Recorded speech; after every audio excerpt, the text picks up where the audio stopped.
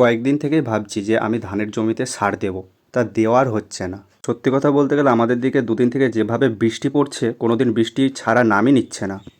আজকে সকালবেলাতে উঠেই দেখছি যে আজকে মেঘটা পরিষ্কার আছে, আজকে শনিবার, আজকে অফিস ছুটি আছে। তাই ভাবলাম আজকেই সারটা দিয়ে দিই।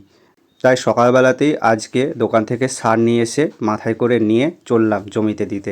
দেখো আমাদের দিকে কি পরিমাণে বৃষ্টি হয়েছে, জমিতে যেতে গেলেও জল পার হয়ে যেতে হচ্ছে। ধানের জমিতে পৌঁছেও গেলাম, পৌঁছে যাওয়ার পর ধানগুলো দেখলাম বেশ ভালোই লাগছে মোটামুটি। তাই সারগুলোকে একটা পাত্রে ঢেলে জমিতে ছড়ানোর জন্য প্রস্তুতি নিচ্ছি। এত পরিমাণে বৃষ্টি হয়েছে, জমিতে পা দেওয়া মাত্রই পা বসে যাচ্ছে। জমিতে সার দেওয়ার জন্য এবার রেডি হয়ে গেছে, দু রকমের সার ছিল, মিক্স করে নিলাম।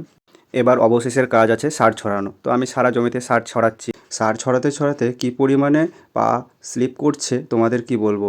জমিতে জল জমে আছে, সেই জন্য পা স্লিপ করছে বেশি। তো আমার সার ছড়ানোর কাজ শেষ হয়ে গেল, এবার বাড়ি যাওয়ার পালা। আমি এবার বাড়ির দিকে রওনা দিচ্ছি।